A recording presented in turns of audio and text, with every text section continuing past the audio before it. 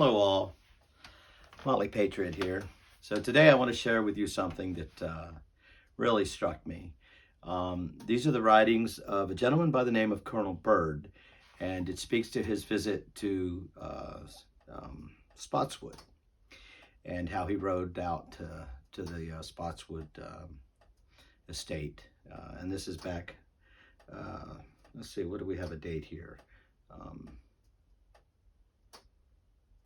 1732.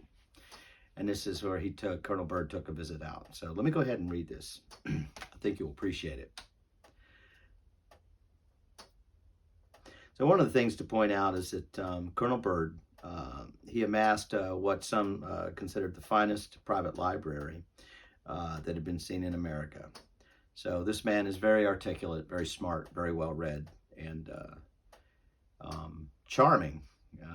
And very approachable. What struck me the most about this story is could be something that happened just 15 minutes ago. Mind you, this is within the aristocracy, but what's telling here is that the genuine hard work that was put into the foundation of this country and those that were involved. And what I got from this was a much more expanded perspective on Spotswood. So let us begin.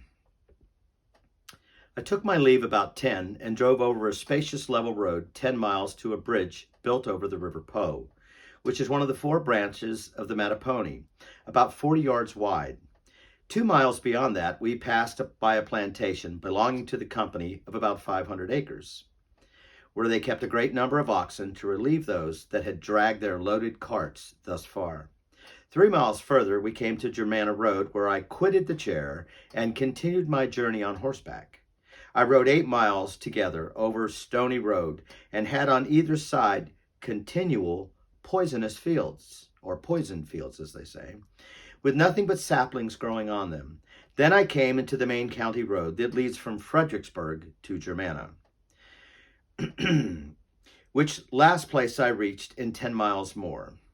This famous town consisted of Col Spotswood's enchanted castle on one side of the street and a baker's dozen of ruinous tenants on the other, where so many German families had dwelt some years ago, but now were removed 10 miles higher into the fork of the Rappahannock to land of their own. There had also been a chapel a bow's shot from the colonel's house at the end of the avenue of cherry trees, but some pious people had lately burned it down, with intent to get another one built nearer to their own homes.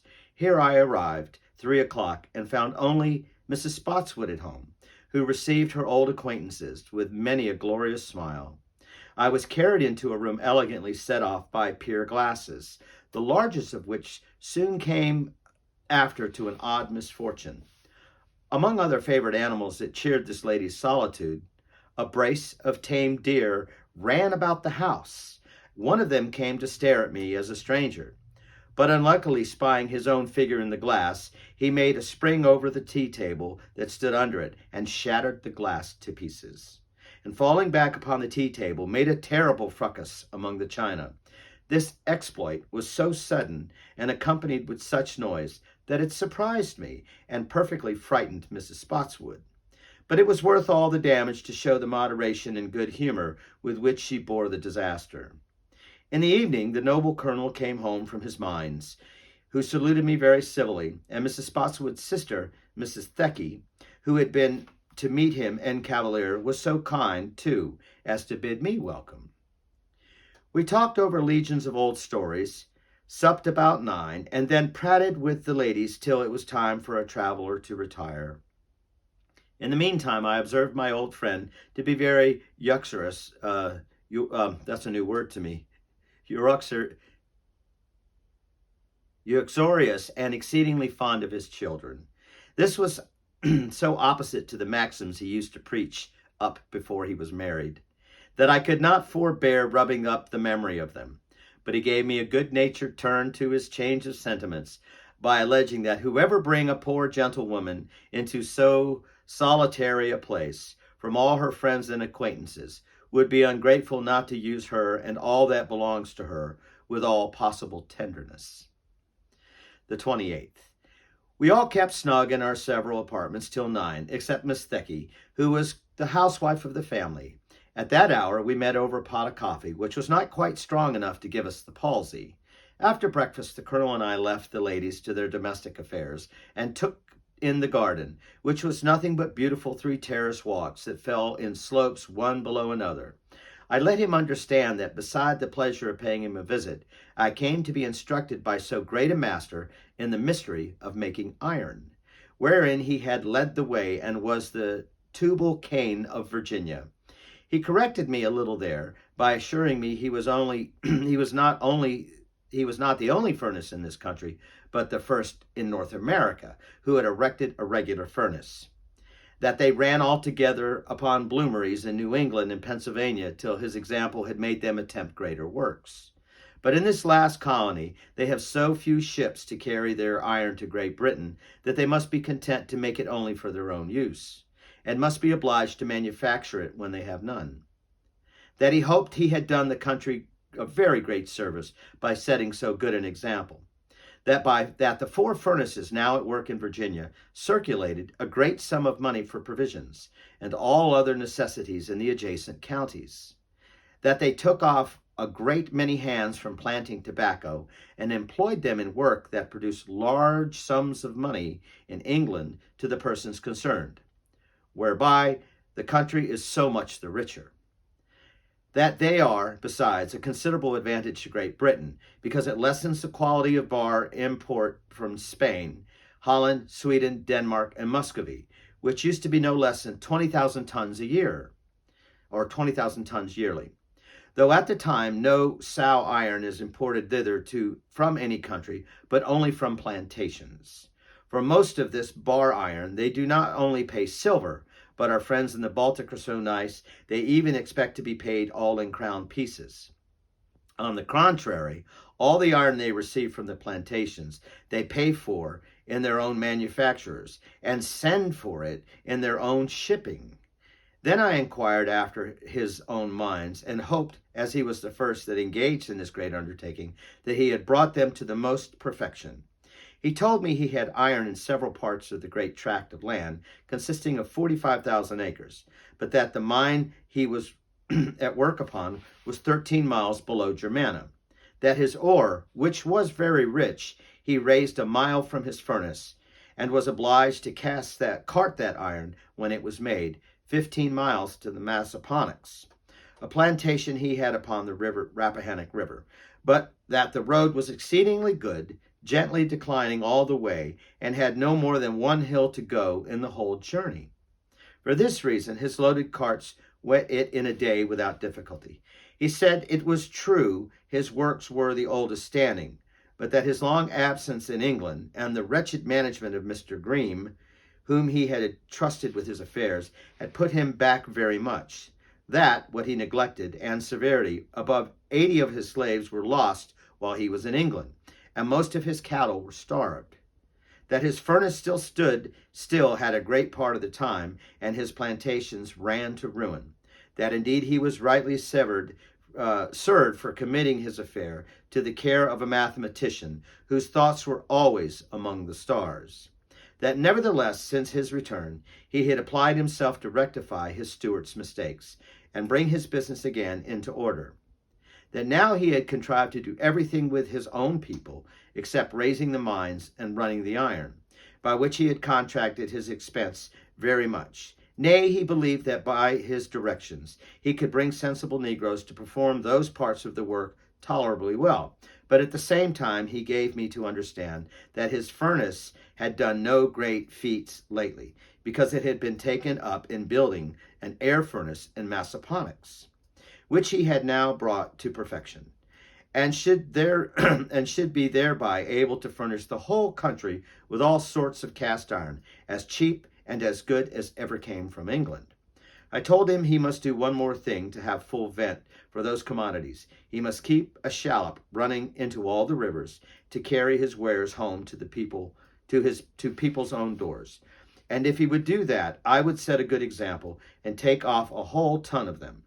Our conversation on this subject continued till dinner, which was both elegant and plentiful. The afternoon was devoted to the ladies, who showed me one of their most beautiful walks. They conducted me through a shady lane to the landing, and by the way made me drink some very fine water that issued from a marble fountain and ran incessantly. Just behind it was a covered bench, where Miss Thecky often sat and bewailed her virginity. Then we proceeded to the river, which is the south branch of the Rappahannock, about 50 yards wide, and so rapid that the ferry boat is drawn over by chain, and therefore called the Rapidan. At night we drank prosperity to all the colonel's projects in a bowl of rack punch, and then retired to our devotions. On the 29th, having employed 2 hours in retirement, I sailed out at the first summons to breakfast, where our conversation with the ladies, like whip syllabub, was pretty, but nothing in it. This, it seems, was Miss Thecky's birthday, among which I made her my compliments, and she wished she might live twice as long as a married woman as she had lived a maid. I did not presume to pry into the secrets of her age, nor was she forward to disclose it, for this humble reason, lest I think her wisdom fell short of her years.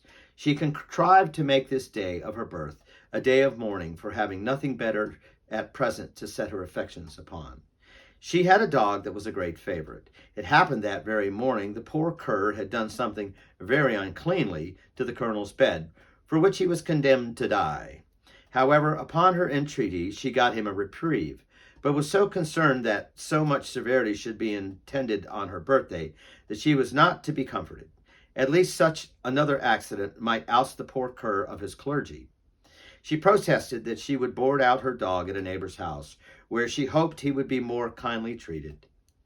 We had Michaelmas goose for dinner, of Miss Thecky's own raising, who was now good-natured enough to forget the jeopardy of her dog. In the afternoon we walked in a meadow by the riverside, which winds in the form of a horseshoe about Germanna, making it a peninsula, containing about 400 acres. Rappahannock forks about 14 miles below this place, the northern branch being longer, and consequently must be the river that bounds my Lord Fairfax grant of the northern neck. The 30th. The sun rose clear this morning, and so did I. All finished all my little affairs by breakfast. It was then resolved to wait on the ladies on horseback, since the bright sun and fine air and the wholesome exercise all invited us to it. We forded the river a little above the ferry and rode 6 miles up the neck to a fine level piece of rich land, where we found about 20 plants of ginseng, with scarlet berries growing on the top of the middle stalk. The root of this wonderful virtue in many cases, particularly to raise the spirits and promote perspiration, which makes it a specific for colds and coughs. The colonel complimented me with all we found in return for my telling him the virtues of it. We were all pleased to find so much of this king of plants so near the colonel's habitation, and growing too upon his own land, but were surprised, however, to find it on level ground, after we had been told it grew only upon the north side of Stony Mountains. I carried home this treasure with as much joy as if every root had been a gaft of a tree of life, and washed and dried it carefully. This airing made us as hungry as so many hawks, so that between appetite and very good dinner, it was difficult to eat like a philosopher. In the afternoon, the ladies walked me amongst all their little animals, with which they amused themselves and furnished the table. The worst of it is they are so tender-hearted, they shed a silent tear every time any of them are killed. October 1st. Our ladies overslept themselves this morning, so that we did not break our fast until 10. We drank tea made of the leaves of ginseng, which has the virtues the root in a weaker degree, and is not disagreeable. The 2nd of October. This being the day appointed for my departure from hence, I packed up my effects in good time, but the ladies whose dear companies we were to have to get to the mines were a little tedious in their equipment. However, we made a shift to get into the coach by 10 o'clock, but little master, who is under no government, would by all means go on horseback. Before we set out, I gave Mr. Russell the trouble of distributing a pistol among the servants, of which I fancy the nurse had a pretty good share, being no small favorite. We drove over a fine road to the mines, which lie 13 miles from the Germanna, each mile being marked distinctly upon the trees. The colonel has a great deal of land in his mine tract, exceedingly barren, and the growth of trees upon it is hardly big enough for coaling. However, the treasure under the ground makes amends. It renders it worthy to be his lady's jointure. Interesting word. We lighted at the mines, which are a mile nearer Germanna than the furnace. They raise abundance of ore there, great parts of which is very rich. We saw his engineer blow it up after the following manner. He drilled a hole about 18 inches deep, humoring the situation of the mine. When he had drilled it with a rag fastened to a worm, he charged it with a cartridge containing 4 ounces of powder, including the priming. He then rammed the hole up with soft stone to the very mouth. After that, he pierced through all of them with an iron called a primer, which is tapered at the end in a short point. Into the hole which the primer makes, the priming is put, which is fired by a paper moistened with a solution of saltpeter. And this burns leisurely enough. It seems to give time to the persons concerned to retreat out of harm's way. All the land hereabouts seems paved with iron ore, so that there seems to be enough of it to feed a furnace for many ages. From hence we proceeded to the furnace, which is built of rough stone. Having been the first of that kind erected in the country, it had not blown for several moons. The colonel having taken off great part of his people to carry on his air furnace at Massaponax. Here the wheel that carried the bellows was no more than 20 feet diameter, but was an overshot wheel that went with little water. This was necessary here because water is something scarce, notwithstanding it is supplied by 2 streams, one of which is conveyed 1,900 feet through wooden pipe, and the other 60. The name of the founder employed at the present is one Godfrey of the Kingdom of Ireland, whose wages is 3 shillings and 6 pence per ton for all the iron he runs, and his provisions. The man told me that the best work for coaling is red oak. He complained that the colonel starves his works out of whimsical and frugality, endeavoring to do everything with his own people, and at the same time taking them off upon every vagary that comes into his head. Here the coal carts discharge their loads at folding doors, made at the bottom, which is sooner done and shatters the coal less. They carry no more than 110 bushels. The colonel advised me by all means to have the coal made on the same side the river with the furnace, not only to avoid the charge of boating in bags, but likewise to avoid breaking of the coals, and make them less fit for use. Having picked the bones of a sirloin beef, we took leave of the ladies and rode together about 5 miles, where the roads parted. The colonel took to that Massaponax, which is 15 miles from his furnace, and very level, and I that to Fredericksburg, which cannot be less than 20. I was a little bit benighted, and should not have seen my way if the lighting, which flashed continuously in my face, had not befriended me. I got about 7 o'clock to Colonel Harry Willis's, a little moistened with the rain, but a glass of good wine kept my pores open and prevented all rheums and defluxions for the time. The 3rd day, I was obliged to rise early here that I might not starve my landlord, whose constitution requires him to swallow a beefsteak before the sun blesses the earth with its genial rays. However, he was so complacent as to bear the gnawing of his stomach till 8 o'clock for my sake. Colonel Waller, after a score of loud helms to clear his throat, broke his fast along with us. When this necessary affair was dispatched, Colonel Willis walked me about the town of Fredericksburg. It is pleasantly situated on the south shore of the Rappahannock River, about a mile below the falls. Sloops may come up and lie close to the wharf, within 30 yards of the public warehouse, which are built in the figure of a cross. Just by the wharf is a quality of white stone that is very soft in the ground and hardens in the air, appearing to be fair and fine grained as that of Portland. Besides that, there are several other quarries in the riverbank, within the limits of the town, sufficient to build large city. The only edifice of stone yet built is the prison, the walls of which are strong enough to hold Jack Sheppard, if he had been transported thither. Though this be a commodious and beautiful situation for a town, with advantages of a navigable river and wholesome air, yet the inhabitants are very few. Besides Colonel Willis, who is the top man of the place, there are only one merchant, a tailor, a smith, and an ordinary keeper, though I must not forget Mrs. Levinston, who acts here in the double capacity of doctress and coffee woman. And were this a populous city, she is qualified to exercise two other callings. It is said that the courthouse and the church are going to be built here, and then both religion and justice will help to enlarge the place. 2 miles from this place is a spring strongly impregnated with alum, and so is the earth all about it. This water does wonders for those that are afflicted with the dropsy. And on the other side of the river in King George County, 12 miles from hence, is another spring of strong steel water, as good as that at Turnbridge Wells.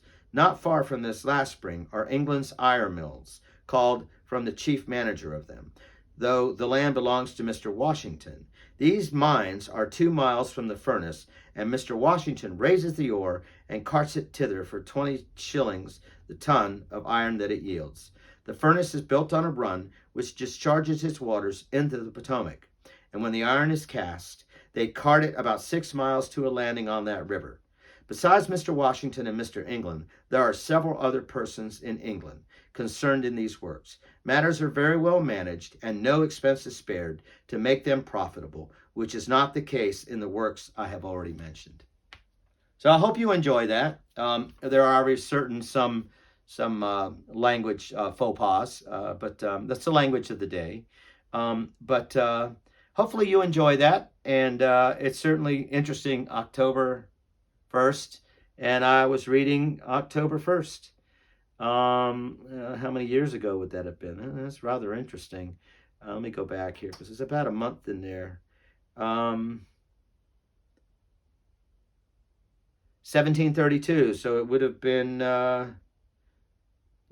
September 28th, September 29th, October 1st. So how many years is that? You guys can do the counting. So this is 32. Let's see, 2022. Let's see. Let's do the math. I'm a little tired. It's late. 300 and 280, 290 years, I believe, if I get that right. Anyway, I'll figure that out. I hope you enjoyed it. I wanted to share this because although I make some mistakes and some mispronunciations, I think the story still comes through. So, Molly Patriot, thanks for tuning in. I hope you enjoy it. I'm going to bed. It's been a long day.